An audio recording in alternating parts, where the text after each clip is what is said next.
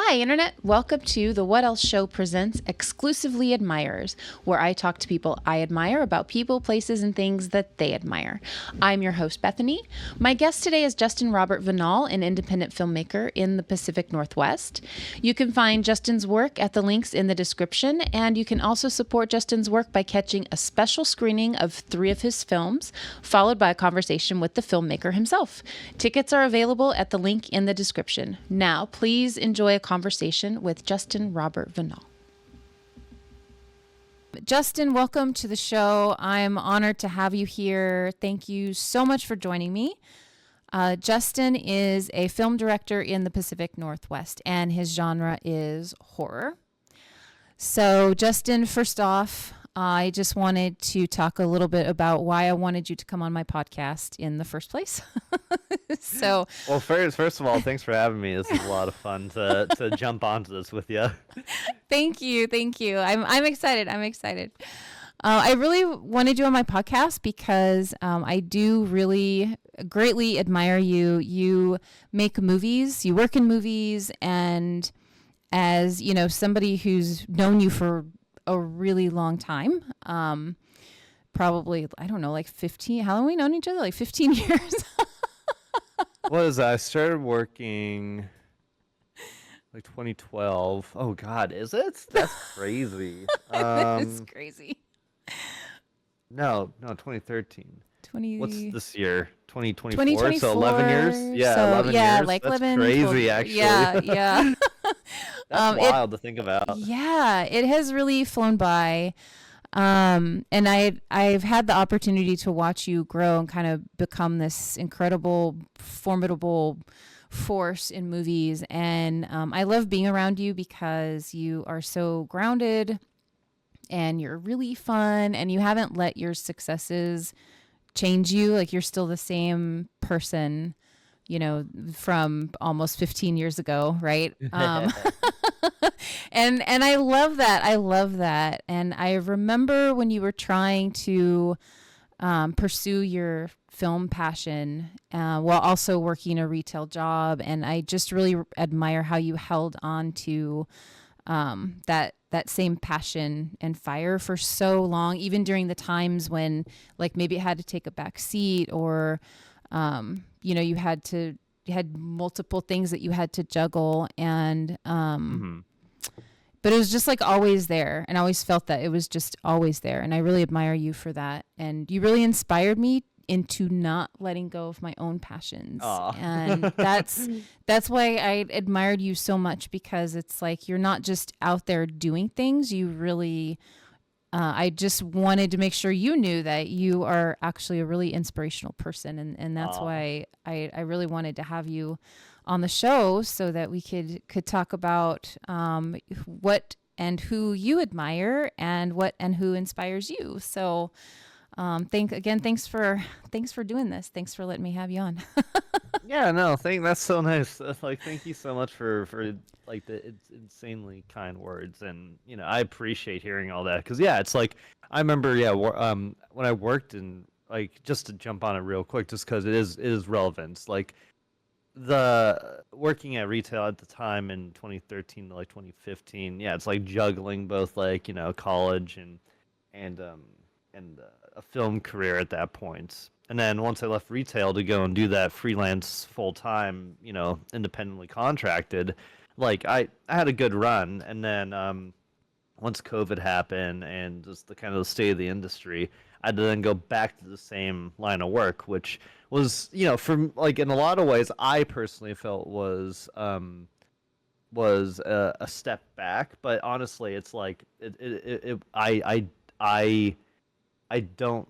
I think initially I felt that, but as time has gone on, it's just like everyone in my industry right now has kind of suffered in that way, where it's like you know, they're not solely like like being able to dedicate the entirety of their time to that drive. But it's not anyone's fault. It's just the how the state of the industry is right now. And I think, you know, it's nice hearing, like, you know, with all that, how you're seeing me kind of navigate through a normie job to do my dream job. It's like, like right now, it's like, I'm doing my normie job and I'm still trying to like push out all these projects and continue to grow as an artist. But like having a reliability of a day job, I think is critically important, and something that I definitely um, it's nice just having a steady source of income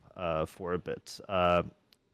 With a job that with a job in a place that understands my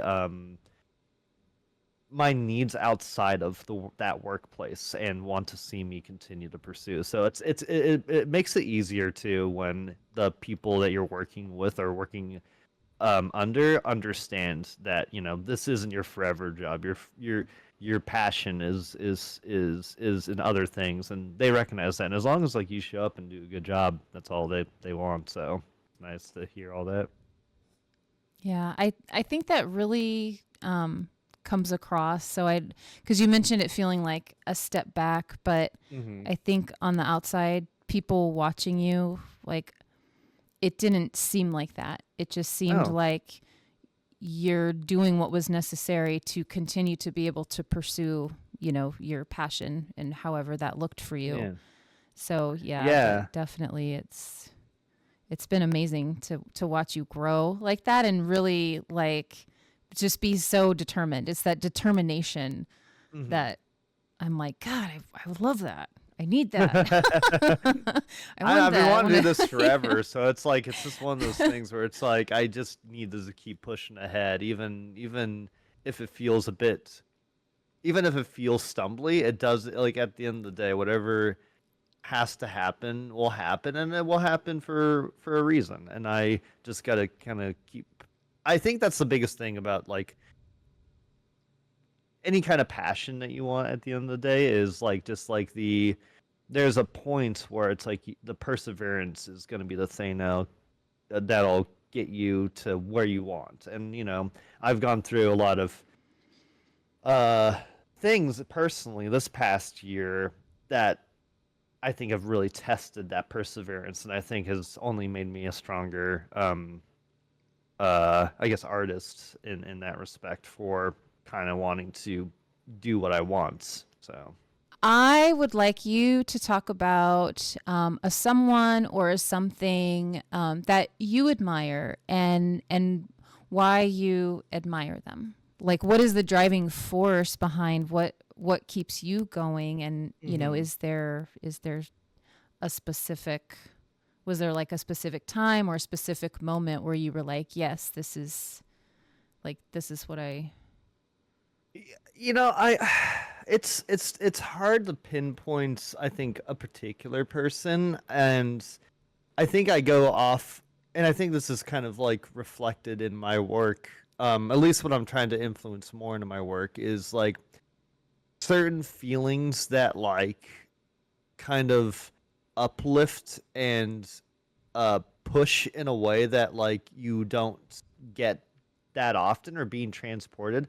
I watched like Jurassic Park when I was like 3 years old at my grandma's. It was like, I don't know. It was like in the summer, and I remember just being grappled by it and just being so mesmerized by like what was happening on this TV screen with this VCR player, and was just being shown. And I think the in the finale, the T Rex shows up to save the day, and kills the raptors and takes one of the raptors and throws it across uh, the park's center, like it's like a visitor center, and throws this raptor onto like the skeletal bone structure of a T Rex, and it turns and does this huge triumphant roar as a banner falls from above saying when dinosaurs ruled the earth. And it's just one of those moments where it's one shocking because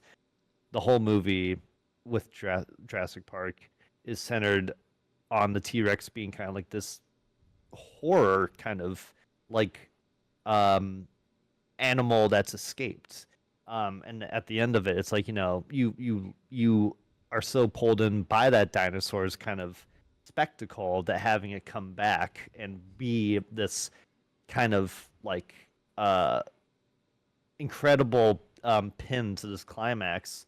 I think the way Steven Spielberg, how he gets that across visually is so mesmerizing, and that's kind of like I think in a lot of my work and what I try to spring across my films is a film that starts off with you know um, character relationships, building upon those relationships, and then having a euphoric kind of feeling when it comes to a film's climax. So um, I think that's kind of one like the more primal kind of things that have inspired me to continue into my line of work of like filmmaking and just like things that I like will go back to as like the main thing. It's like how do I wow or like pull in someone, whether they're like a 3-year old like me when I was a kid to someone that's our age. So it's like I um I think audience engagement and audience um investments is a huge thing that inspires me. And I think again it stems back to like what got me into movies, which is like Steven Spielberg and Jurassic Park. So that's like a something and a person that that comes to mind on a very baseline level. But now that I've kind of started talking about it, there are people that have come to mind. All those other people that are inspiring you. Oh Like yeah, for who sure. are they and what are Yeah. they doing? I think, honestly, a lot of people that have inspired me are like really like strong women. Like my grandma again was someone that I like made like for the better part of my life. My movies were made for my grandma. I love my grandma. I love my grandma. She passed away in 2013. Um, but she was like like she was someone that like really like it's your grandson, so she's of course gonna like love you to the you know to the to oblivion. So it's like it's that's already in the bag, but like there's a special kind of like I don't know relationship that you have with the grandparents. And my grandma in particular, I think really formed me in a way that I can't really put into words. Um, but I definitely think about kind of like the massive influences that she had on me from just kind of like we would every time we'd go over to her place, we would stop by like Blockbuster or Hollywood Video or like some pawn shop that had videotapes, and I would find a bunch of different things that would like pull me in or inspire me and whatnot. Or like my grandma would be creatively involved with me with drawing or playing around. I used to do this thing called playing by yourself. It's this thing where like I would just go around and like pretend like I would make a movie running around like either like her place or my place or whatever, and I would like create these stories just out of like just acting like a kid who's like the universe is like exploding around them. And my grandma was like involved with that stuff. So it's like I don't know, like my grandma is such a kind of pivotal person, like next to Spielberg for me. That was important. Another one is my drama teacher. Her name's Lori Levine. She was my drama teacher in high school. I don't know why I had to think about that, but she was my drama teacher in high school, and she was very nurturing, but very very tough, and I really really admired that because she always saw kind of like the best in you and really like chipped away at getting the best from you. And I think like we didn't have a good film program in high school, so I went to theater to kind of find a way to continue to push what I wanted to get out of this potential career in filmmaking, and being an actor on stage and directing stage and understanding theater and blocking was huge. And Lori was very she was very uh she helped in so many different ways and was challenging in so many different ways. And she would do like she would spend very particular time with a lot of people from grades below me, above me, after they graduated. She's retired now, but like she did a lot of great work um, with the drama departments there, and I don't think the drama department would be what it is without her, and I wouldn't be. I think there's definitely like I think prickly things about me that I definitely wouldn't have had if I didn't have that like growing relationship with my drama teacher. Um, those are the two that immediately come to mind. Outside of the primal level. First of all, why horror? Just A good what is, question. again, obviously it's that primal, but was there something like in your younger years that really caused a fascination with that genre and being able to have that as kind of your creative outlet is Yeah, the horror genre? I think honestly, I was not into horror growing up because I was woke up one night and I was like 6, I think, at the time, and I went to the living room to like ask for something from my parents. They were watching a movie, and they were watching Alien.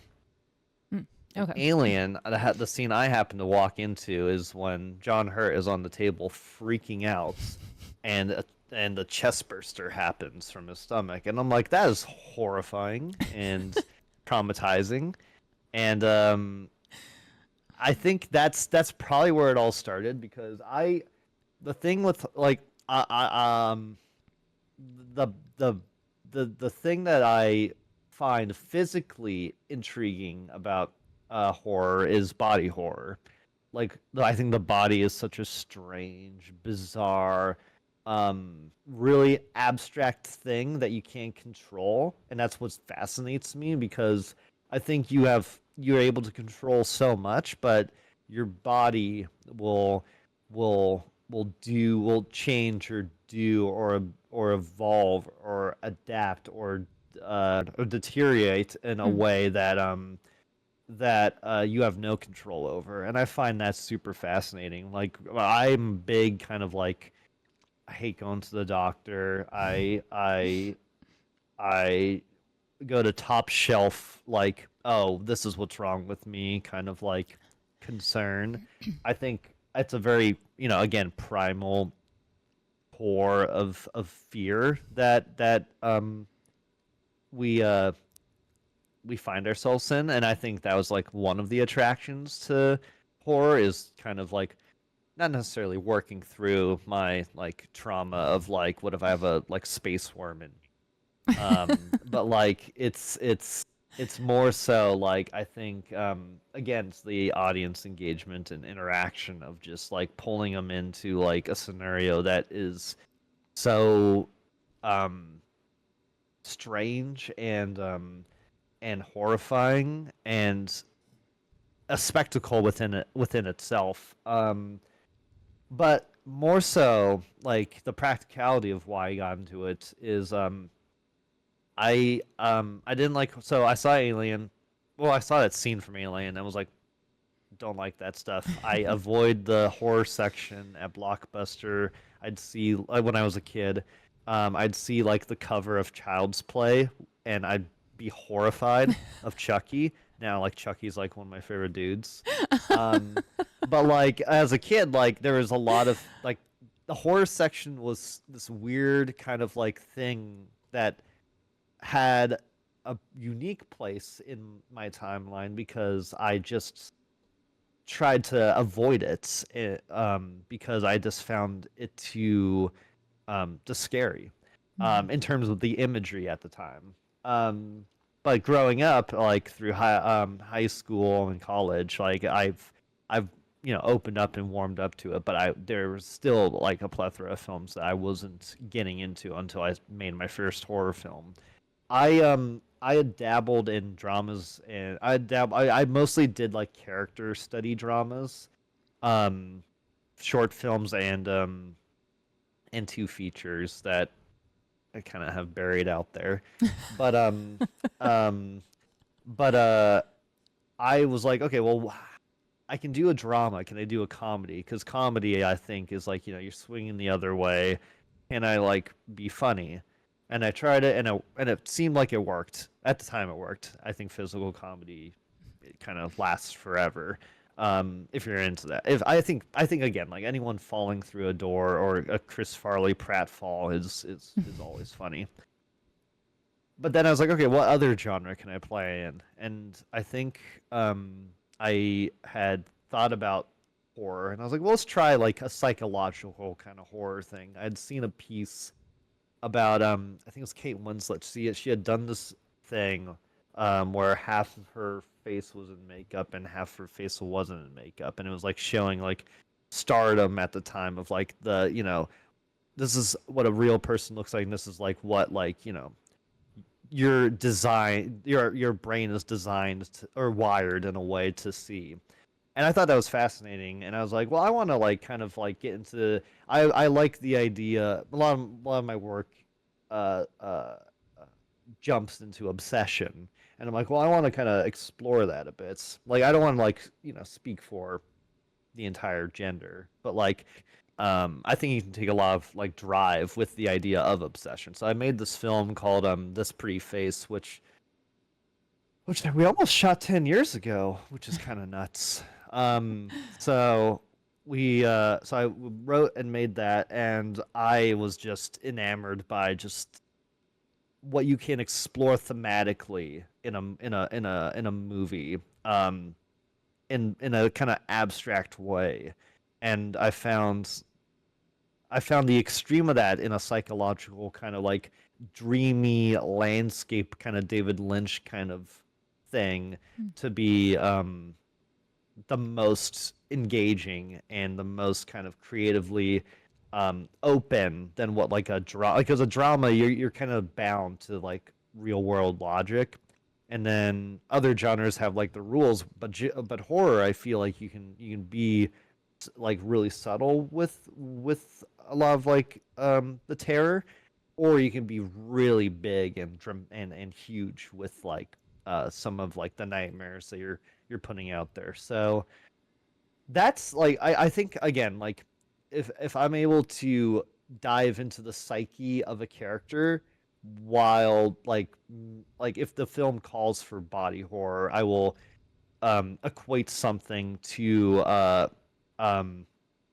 to that. Like I had a film called Emiko that that is more so about like there's a like the tagline of the film is there's a monster inside us all, and the film's about this caretaker who comes to watch over this young woman while her aunts go away on a vacation, or go away for a family affair. And you're meeting this guy. He's a little off. Something's not quite right with him, but he seems like a nice guy. But as the film goes on, the young girl that he's taking care of is sick. But as the film goes on, she gets better. He starts to get sick and get worse. And the idea with that is like it's the body horror of like his being kind of falling apart and revealing um a monster within inside himself, because as the film goes on, as the film explores the idea of who this guy is, it's really like he's kind of like this monster that's buried a lot of bad behavior. How it's explored and how it's executed by the time you get to the end is the idea that we present to you the physical being of a monster, but the actual monster is something that isn't like that doesn't look like one, you know. So I think if you're able to like explore the psyche of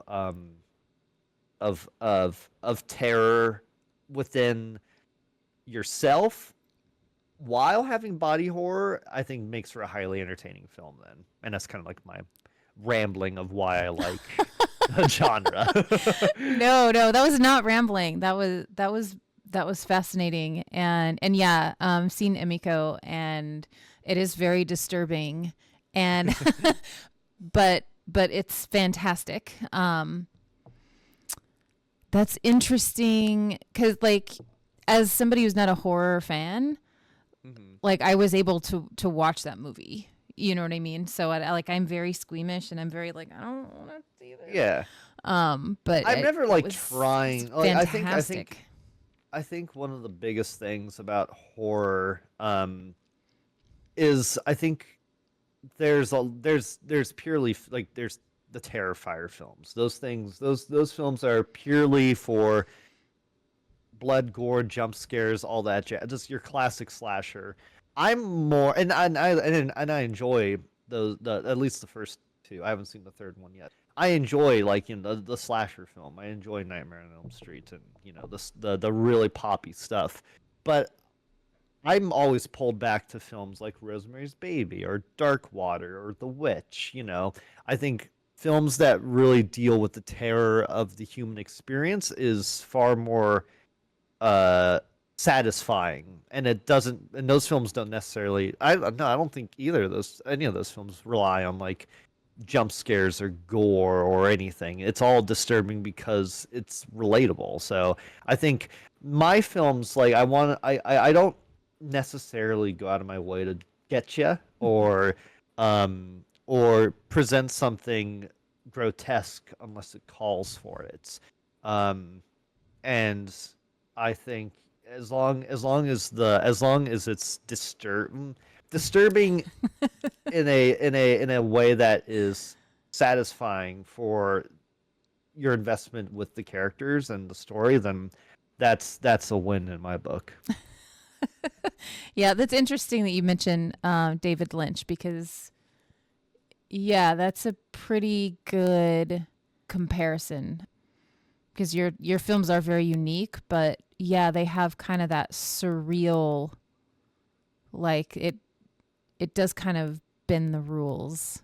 Like Hmm. there's definitely some rule bending, and I don't know, maybe that's why I like them. Like maybe that's why I enjoy them because it doesn't feel so it feels a little bit less grounded in reality and more like well this wouldn't really happen to me, but it's still like you said it's like disturbing, but it's not gonna like happen to me tomorrow or something. Like it's Yeah.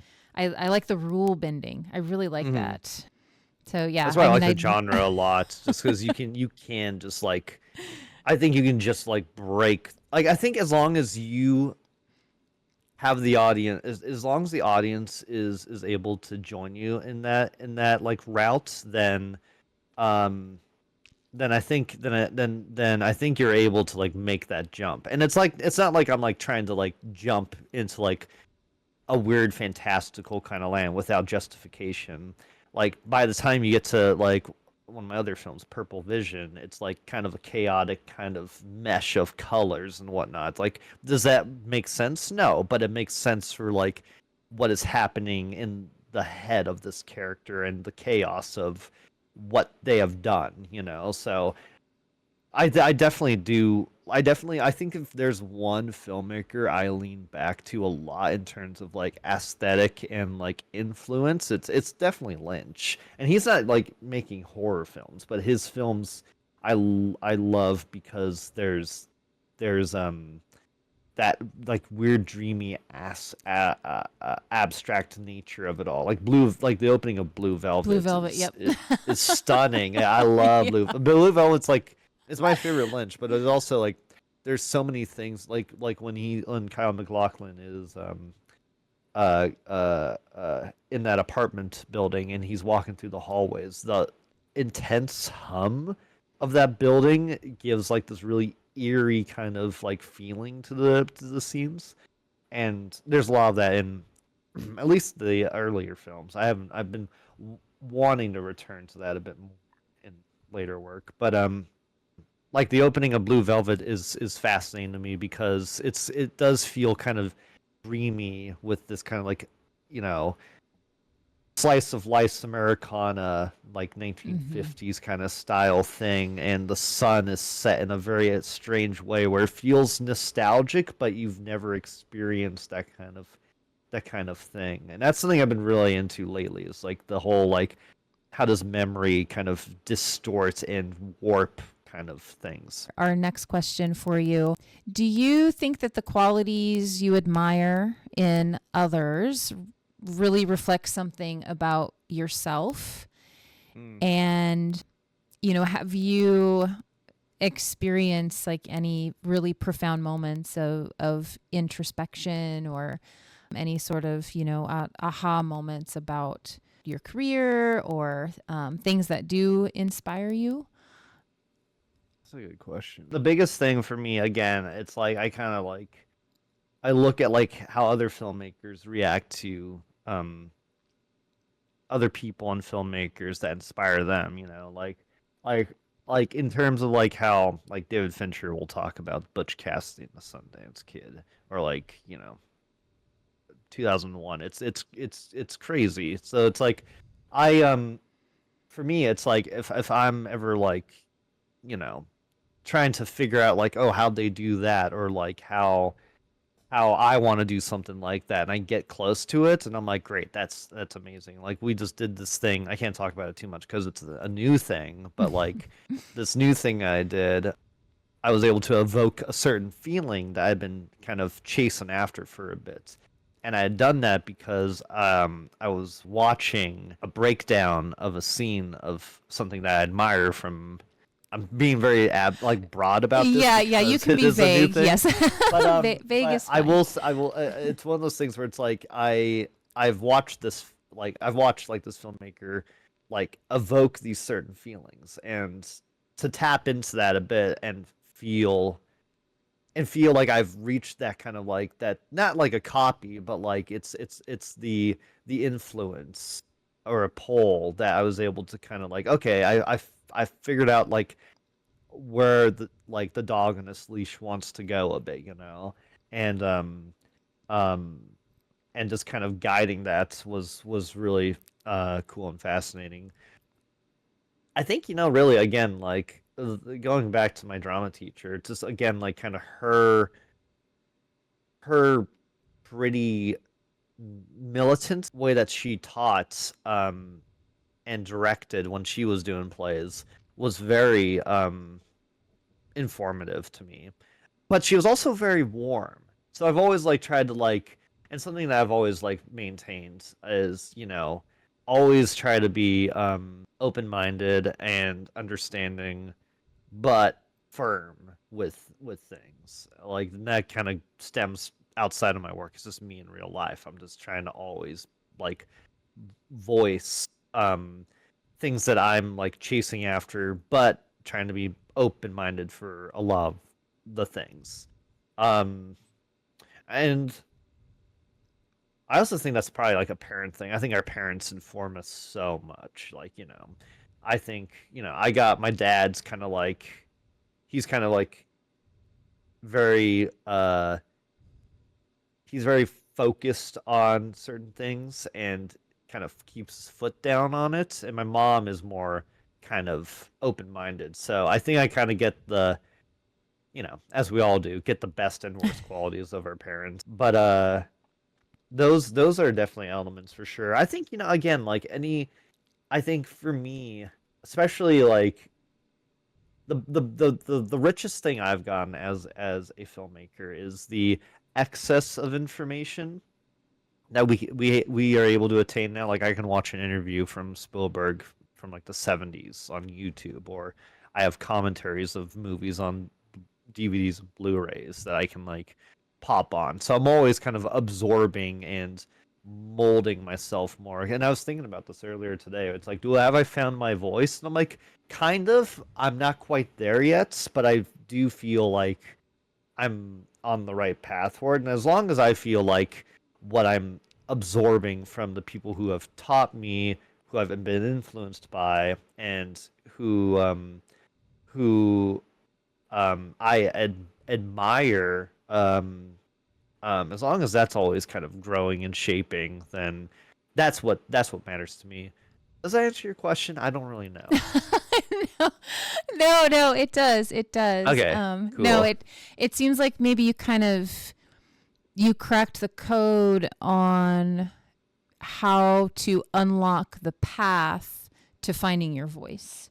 So you may Yeah, not be there yet, but you feel confident that you're on the path, and your influences have kind of helped unlock that door. I love that, like, you have cracked that code, and it's one of those things That's where it's like, amazing. That's well, amazing. thank you. At the time of this recording, I have an event coming up that's like showing three of my works from, like, as recent as last year to like 2017, and I'm like looking back at all those, and I'm seeing kind of each code get cracked from one to one, and the evolution of that, and as long as I feel like I am never like stalling in terms of like, okay, I figured it out and now I just follow this formula, then I feel like I can keep doing what I'm doing. But if I'm like falling into that, then it's like, well, what's the point? It's like I always want to like make sure that like I'm always kind of like doing something a little bit more different, riskier, and interesting. Like right now, it's like, the thing that I'm working on involves a certain kind of dreamy memory, and I think Polaroids have that kind of quality to them, and I kind of want to mess around with them. So I've been getting back into Polaroids again since I was like a kid, um, and that's been very informative. So it's like as long as like I'm always like have a new code to try to like twist and turn and pull and decipher, then that's the one thing I will always kind of jump onto, is to try to figure that out. And I think that's where the, like, excuse me, like where the growth comes from, is just Hmm. you're not like, well, I figured it out, I can stop now. Yeah, Like the exactly. growth comes from the never stopping. That's interesting that you're into exploring Polaroids again, because I always had a fascination with Polaroids, because when you think about it, Polaroids are like old school, like original Polaroids. Like, I don't know about, Polaroids now, but like original Polaroids they're like a physical Hmm. manifestation of what memories are actually like, right? Because Hmm. you can take a Polaroid, and as soon as you take it and the picture is clear, the picture starts to fade, like, over Yeah, time. Like, yeah, it doesn't stay clear forever. So it's like, yeah. it's such a physical symbol of like what memories are like. Like, That yeah. And that's what kind of draws me to it. And again, I think people have the argument of like what's film versus digital. There's something about film that like gives kind of like a crisp kind of um distant quality, where digital will always look like pristine and good. Or a little dated depending on like the time that digital camera was made. But like I think there's something interesting. And I think digital has a very fair place in film now. But what film can do is present like these kind of like dreamy kind of qualities that, well, I don't even want to say that about digital, because digital can do that, but there are like types that I think um that really do elevate um that kind of like callback in time that I'm looking for. Like Yeah. I've been really into liminal space videos, and just kind of like these like places that feel like nostalgic, even if you've never experienced them. And they're all shot like on a a VCR camera or old digital camera. Like there's a quality to them that feels like dreamy and nostalgic without you having to be there. And I think film definitely does that, and I think Polaroids in particular does that because again, yeah, Polaroid is a film, so it's like and there's a preciousness to Polaroids and to film in general, but like Polaroid film, it's like when I'm taking a Polaroid, it's like you get like one or two shots because a Polaroid, I get a pack of like 10, which is really eight. Two of the 10 there is like is filler for the type of Polaroid film that I get, and the Polaroid film I get is like the same that they had made. Well, I don't want to speak purely if there's like any like Polaroid enthusiasts out there, but my understanding is the chemical process of making a Polaroid is the same than how it's been since like the dawn of Polaroid, Oh, okay. 70s, 60s, or however it may be. But that's dependent on like the type of Polaroid you're using. Because a lot of people you'll see who have like those little mini Polaroid things that Fujifilm makes, and it's like the little square Mhm. things where it's like I don't have them near me at the moment, but the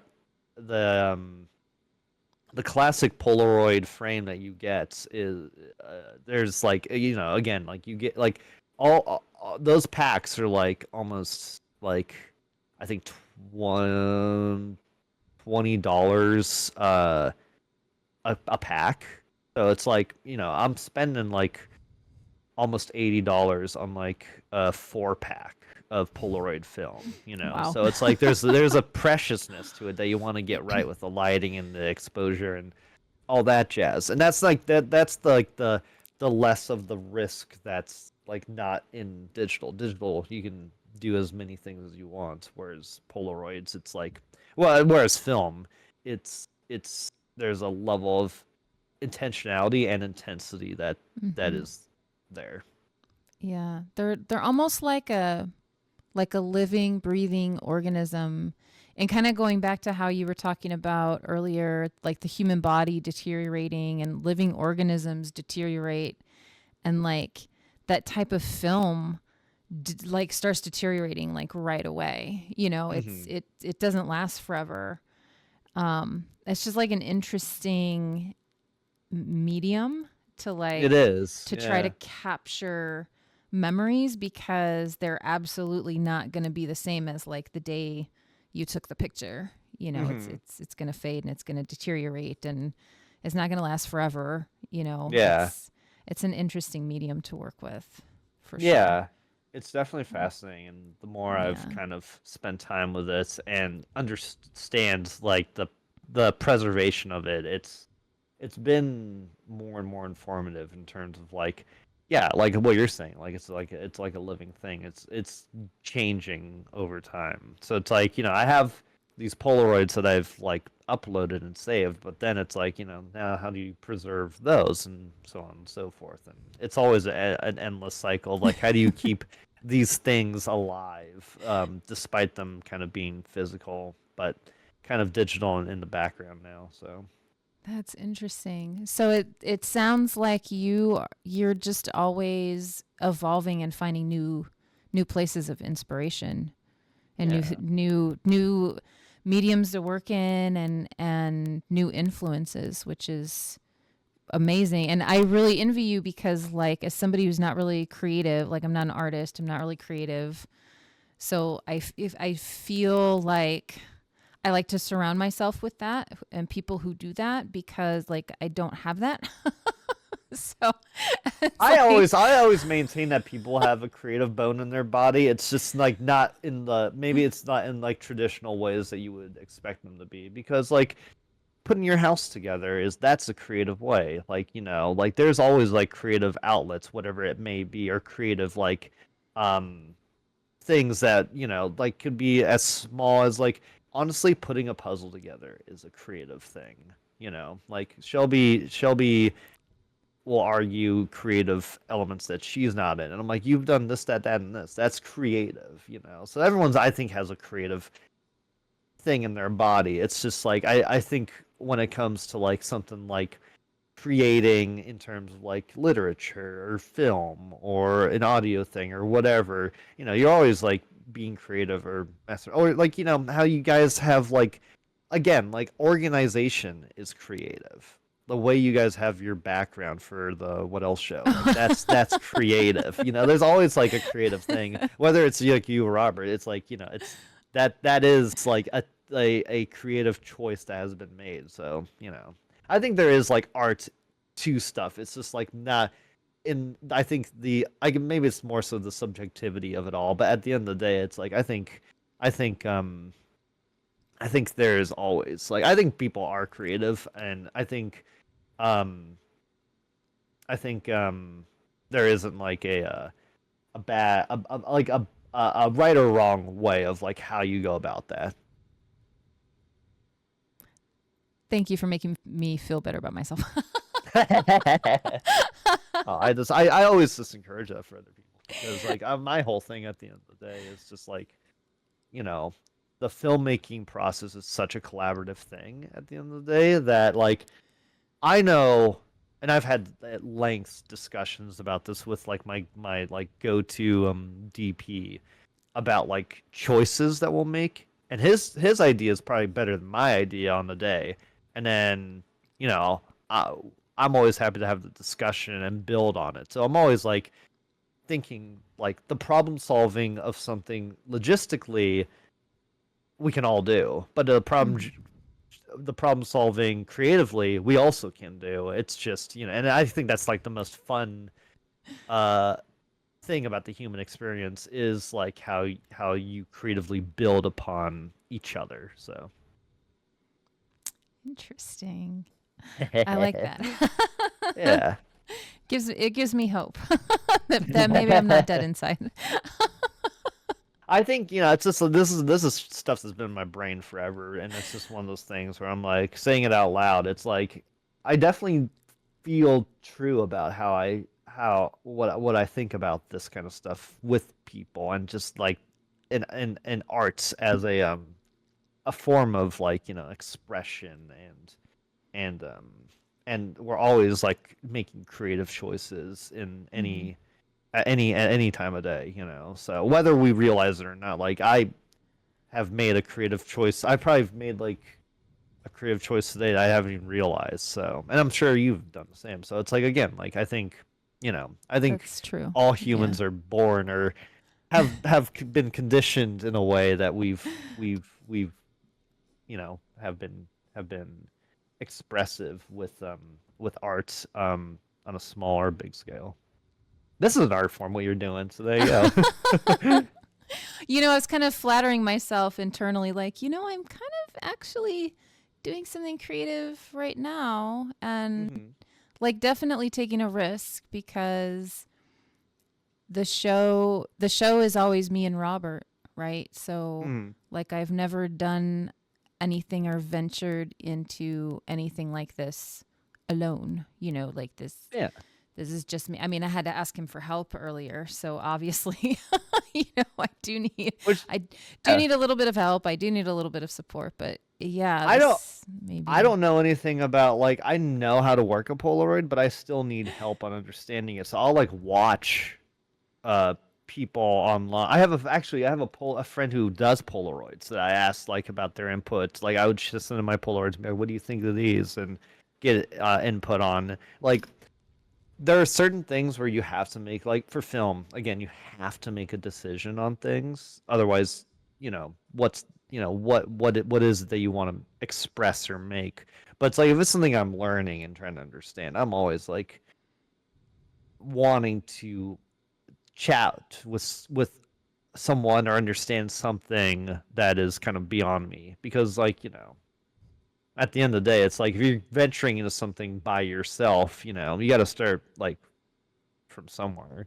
And it's like you know, I think a lot of the hard stuff of figuring it out has been kind of solved like hundreds of years ago. So now it's about like where do you start more so. So I'm one of those guys where I can go in any direction and just keep going. So like, yeah, definitely rein me in if you gotta.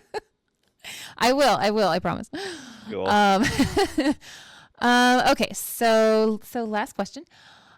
Is there any advice or lessons from anybody that you admire or anybody that's inspired you that you would want to pass on to other people? So it could be other artists, other filmmakers, maybe even just other people your age, or any wisdom. And I mean, it honestly, it doesn't even really need to be from somebody that you admire, even just something that, like, this is what Justin Robert Vinall thinks, and this is the advice that, you would be happy to give other people. It's so funny because like I admire a lot of people. I admire a lot of people, and I admire like the people and the people I've mentioned like are fantastic. But I never really got like I think solid like advice. It's just what I learned from them. It's like one of those things where it's like I wish I wish I kind of had that answer of like, oh, I like, you know, this on the last day of high school, my teacher laid out like this like really like strong like quote that's like resonated with me. No, like what my drama teacher had taught me, and what the advice they gave me was through that time of like Mm-hmm. just working with them and spending time in that environment in that headspace. Um, Same with my grandma. My grandma, like again, very kind and loving person, but like my family in particular isn't like super. I would say, um, uh, how would I put it? We don't really explore our feelings that much, except with my mom recently. I'd say so because I think as you get older, like those conversations I think tend to happen kind of a bit more. But in terms of like advice, I wouldn't really know like what I've been given, but like my advice that I've kind of gained over the years, personally, is I think I I recently this past year has been very turbulent for me in terms of like uh, trying to get like a particular project off the ground, and we were about ready to go ahead with it, but then it just kind of collapsed on itself. But I had like a very short window to do something new and run. And I had to run to get to the finish line with this thing. And I thankfully did, but it came at a cost, and it came at like a mental cost. I think, there's advice I would always give is like, you know, no matter how devastating things can get, if you're able to persevere through it, then you're gonna be fine coming out on the other end. It's just about kind of keeping that drive going. Like the smallest inconvenience to the biggest tragedy, can really inform you as a person, and in my case, more so as an artist. But I think if as long as you persevere through it, no matter how hard it is, and again, like a career in filmmaking is not an easy thing, even like on a local, independent, a small independent level on my end, it's got its own challenges, and I can't even imagine like what anyone who has had great success feels like. I mean, like I think a good example right now is and like a relevant example, I guess, on a bigger level is Chapel Roan. Just seeing kind of how her career has exploded in the world of music, and how she doesn't want to compromise herself, and setting boundaries and everything. And that's another thing too, is like the idea of setting boundaries, for others, but yourself very much so. And I think how she's explored that is really fascinating and informative as an artist. And I think, yeah, again, I think if as long as you are not um as long as you are committed to what you want to do, go ahead and go for it. Because the only thing stopping you is you at the end of the day. And I've had so many pit stops because of myself and like maybe the limitations of finances is always gonna be a thing, but like if you can't creatively figure out a way around it, have it in the back burner and come back to it and go to something smaller or do something else. Like again, Polaroids, it's like I can go and shoot something in the woods. I have this idea like of expressing kind of loneliness through like someone putting like a sheet and like the two like holes and having like a ghost walk through the woods. That's like for me I can explore a certain kind of ethereal loneliness in the woods if I wanted to with a friend like right now. Like you can express yourself. It just depends on how you want to do it. I want to do an audio play because podcasts are big. So it's like as long as like you're kind of maneuvering in a way and compartmentalizing things that you want to express and explore through. There's right now there's so many different mediums for it, and um, but I do not encourage the AI medium of it. I would say go and make it. Do not go and take it and repurpose it. That be my only thing. Otherwise, I've said like I think I've said this about like to other artists that I know that have used AI, and I'm like, okay, cool. So you have you have compromised yourself as an artist, and you have went into the bankruptcy of creativity. Yeah, just persevere through it, and there's not there. I think the thing that I've been really concerned about too is time, and I think again, um, there is this consciousness of like wanting to make sure you're doing enough with like the time that you're allotted with, Mm-hmm. and I definitely am feeling that more and more. But I also need to recognize too, like I personally am doing well, I think. And I need to remember it's the simple things, Like Shelby is always telling me, it's not a race, it's a marathon, and like where I think comparison is really bad, and I tend to fall into that a lot. Um, Mm-hmm. and I think just need to cut that off. And this is again, this is advice that I don't follow, but it's advice that I encourage others to follow because it's like it's something that I need to put into practice more, and maybe I can have a different answer for that in the future. But like right now, it's like I think as long as you are focused on what you want to do and what you want to make and what you want to achieve at, like that should be your priority, and anyone else that is orbiting that should be in support as opposed to opposition. And I think again at the end of the day, just if you persevere through it and keep at it and keep finding creative ways to express yourself through really any form of creativity, then just go for it. I think that's great advice.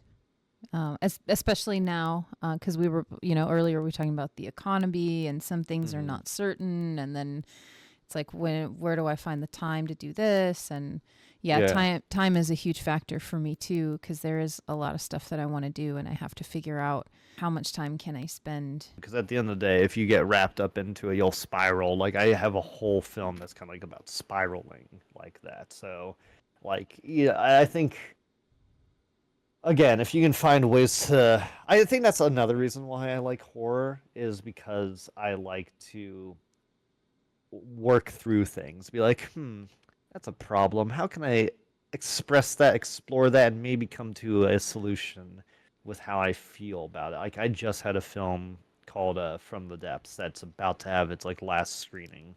And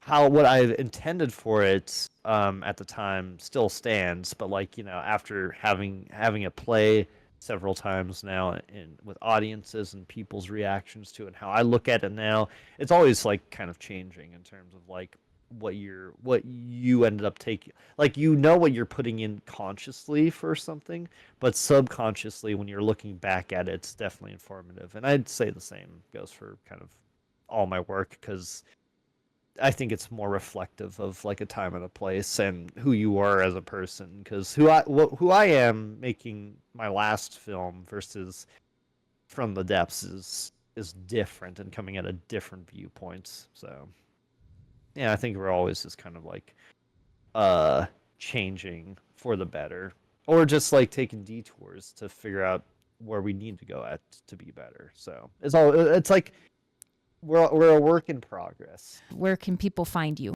So there's a special event that's happening in Seattle, hosted by the Seattle Film Society. It's called Locals Only, which features filmmakers that are local to the scene that showcase their work. I have held off from showcasing my work at these events because there is an opportunity that is coming up on November 14th called In Focus, which is a spotlight on filmmakers and their body of work. They're playing 3 of my films, Emiko, which is it's a Japanese-inspired horror film about burying darkness within yourself. Purple Vision is about a quiet wallflower at a party who wants to fit in and uses a type of love potion to trick people into admiring her at this party, and just the obsession of wanting to be liked. And then the third film is From the Depths, which is my latest film that will be coming out on November 15th, the day after the screening. And that is a film about 2 people who suffer from 2 varying types of depression, and the embodiment of their depression is in the form of this siren at their rental that is luring our main character into the water with them. And that'll have its last public screening along with these 2 other films on the 14th at 7 p.m. Doors open at 6 p.m. at the Northwest Film Forum in Capitol Hill, Seattle. So you are more than welcome to come to that and check out some of my stuff. And there'll be a Q&A afterwards where I'll talk about some of the films and my time working in Seattle as a filmmaker. And then, of course, all the usual stuff. If you want to find more of my work or want to see what I have coming up, there's my website, just justinrobertvinall.com.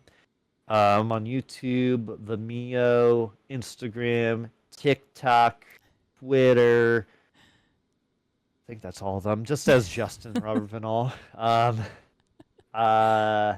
have a Facebook group called Next Floor Entertainment, which is like the production company that I label myself as when I'm outputting this stuff, so you can find that there. But yeah, so just look up my name anywhere and you'll probably find me somewhere. Fantastic.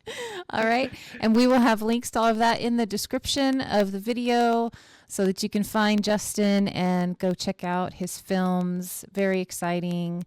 Justin, thank you so much for spending so much time with me today. I really, really appreciate it. And thank you for your insight and very much introspective conversation. I really enjoyed it. So thank you. Likewise. Thank you so much for everything. Appreciate being on. Yeah, thank you. Did you like that video, Internet? Watch another one. Click here. It's probably covering our faces. We're not sure. We like to review things. We like to eat things. Check it out. It's a lot of fun. And don't forget to subscribe.